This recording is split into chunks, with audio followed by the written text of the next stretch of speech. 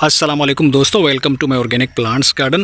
दोस्तों, अगर आपके फ्लावरिंग प्लांट्स के ऊपर इस तरीके से कलियां नहीं बन पाती, फ्लावरिंग नहीं आती, पौधा जो है वो मुरझा जाता है, आप कोई भी पौधा नर्सरी से लाते हो फ्लावरिंग प्लांट्स वाला होता है और उसके ऊपर कलियां भी आ रही होती हैं शुरू में और पत्ते भी हरे भरे होते हैं, जब आप अपने घर पे उसे लगा देते हो तो फिर गमले में लगाने के बाद पौधा जो है मुरझा जाता है।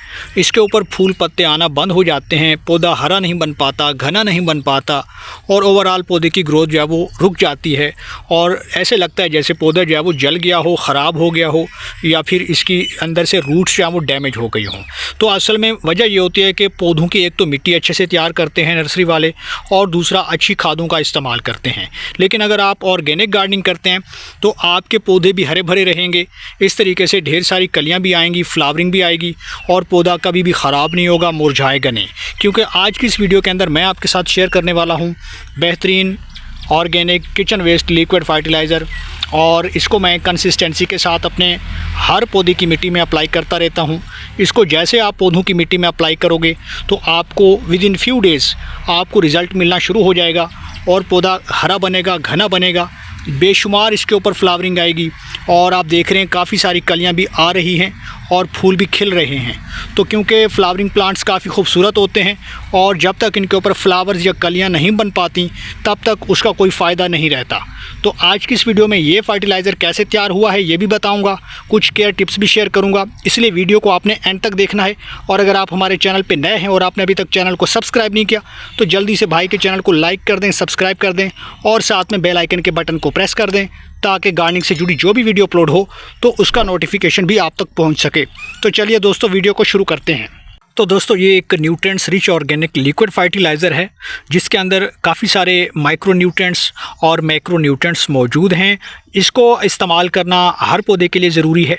इस तरह की जो लिक्विड फर्टिलाइज़र है ये आप पौधों में ज़रूर देते रहिए, इसके काफ़ी सारे फ़ायदे होते हैं। इस फर्टिलाइज़र को बनाना भी आसान है, काफ़ी सिंपल तरीके से तैयार होता है, लेकिन इसको बनाने से पहले और अप्लाई करने से पहले आपको चंद बातों की तरफ तवज्जो देनी होगी। क्योंकि पौधों को सिर्फ फर्टिलाइज़र ही नहीं चाहिए बल्कि कुछ केयर टिप्स होती हैं, उनका ख्याल रखना होता है। तो पहला स्टेप यह है दोस्तों कि अगर आप पौधे गमलों में लगा रहे हैं और किचन गार्डनिंग करते हैं या होम गार्डनिंग करते हैं और इस तरीके से फ्लावरिंग आपके पौधों के ऊपर नहीं आ रही तो सबसे पहला पॉइंट यह है दोस्तों कि आपने पानी कम कर देना है। आप देख रहे हैं हमारे पौधों की गमलों के अंदर जो मिट्टी है ये देखिए ऊपर से काफ़ी ज़्यादा ड्राई हो चुकी है, लेकिन इसके नीचे अगर आप थोड़ा सा इसको खरोचेंगे तो 1-2 इंच की गहराई में आप देख रहे हैं यहाँ से आपको मॉइस्चर नज़र आ रहा है। तो इस तरीके से मॉइस्चर जो है वो मिट्टी के अंदर होना चाहिए और यही आपके पौधों के लिए ज़रूरी होता है। फ्लावरिंग प्लांट्स में आपने पानी कभी नहीं देना, ओवर वाटरिंग नहीं चलेगी। अगर आप ज़्यादा पानी दोगे, भर भर के पानी दोगे गमलों में जो ओवरफ्लो हो जाएगा या आपके इलाके में बारिशें हो रही हैं तो ऐसे में आपको पौधों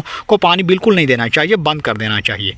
दूसरा स्टेप यह है कि नर्सरी वाले मिट्टी कैसे तैयार करते हैं ताकि आपको भी इस तरह से रिज़ल्ट मिले, बेशुमार कलियाँ आएँ, पौधा हरा भरा हो, घना हो और ये हर तरफ से कलियां ही कलियां बनाता रहे। तो इसके लिए आपको करना यह है कि हमेशा भाल मिट्टी का इस्तेमाल करें। जितना मिट्टी के अंदर मॉइस्चर रिटेंशन बनेगा, जितनी मिट्टी पोरस बनेगी और न्यूट्रिएंट्स रिच और वेल ड्रेन बनेगी, उतना आपके पौधों के लिए ये अच्छा होता है। पौधे इसमें ग्रो करते रहते हैं और पौधों की जड़ें अच्छे से फैलती रहती हैं और पौधा सर्वाइव करता है।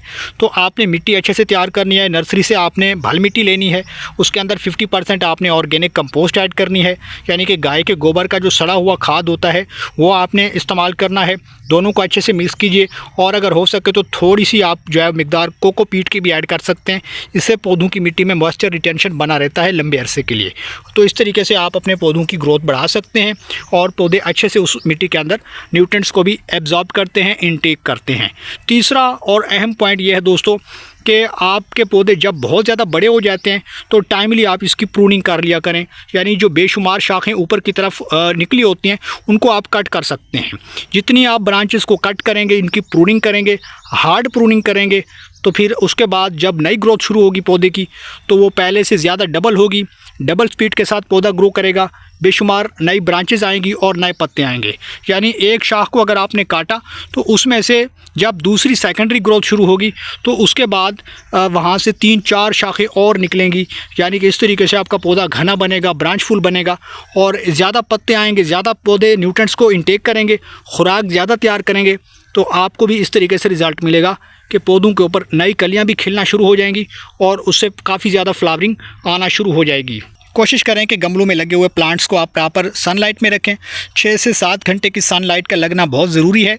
जितनी अच्छी सनलाइट, सूरज की रोशनी पौधों की पत्तियों के ऊपर पड़ेगी तो होता यह है कि जब अच्छी धूप पड़ती है पौधों के ऊपर तो उतनी ज़्यादा फ्लावरिंग भी इसके ऊपर देखने को मिलेगी।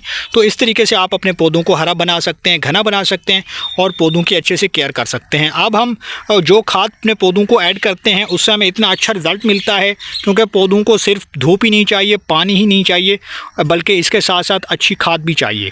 कोशिश करें कि ऑर्गेनिक लिक्विड फर्टिलाइज़र ही पौधों को दिया करें।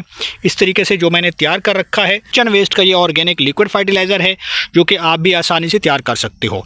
इसमें प्याज के छिलके हमने लिए थे, वो हमने डाल दिए थे तकरीबन 2 लीटर पानी के अंदर। किसी भी कंटेनर के अंदर आप पानी ले सकते हैं।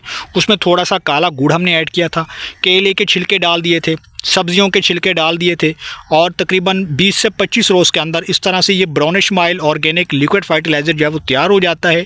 इसके अंदर हमने एक पार्ट लिक्विड फर्टिलाइज़र का लिया था जो कि काफ़ी थिक और स्ट्रॉन्ग था, और दूसरा पार्ट जो है हमने इसमें पानी ऐड किया है। तो दोनों को अच्छे से डाइल्यूट करने के बाद इस तरीके से आपने 1 ग्लास के बराबर, अगर 12 इंच के गमले के अंदर आपके पास कोई फ्लावरिंग प्लांट लगा हुआ है, सिर्फ फ्लावरिंग प्लांट की बात नहीं हो रही, हर तरह के पौधों में अप्लाई किया जा सकता है। आपके पास फ्रूटिंग प्लांट है जिसके ऊपर फ्लावर आते हैं, फ्रूट नहीं बनता, लेमन प्लांट है या चिली के पौधे हैं, टमाटर के पौधे हैं, तो सभी में ये ऐड कर सकते हो। इसका जो है काफ़ी ज़्यादा पौधों को फ़ायदा मिलेगा। ये पौधों के लिए एक बूस्टर डोज का काम करती है ये खाद।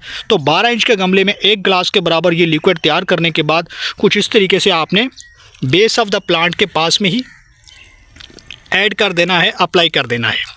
ये लिक्विड फर्टिलाइज़र जैसे पौधों की जड़ों तक पहुंचेगी तो कुछ ही दिनों के अंदर आपको रिज़ल्ट मिलना शुरू हो जाएगा। ज़्यादा कलियां आएंगी, भर भर के फूल आएंगे और पौधा जो है वो घना बनेगा और इसके ऊपर बेशुमार नई ब्रांचेस और पत्ते भी आएंगे।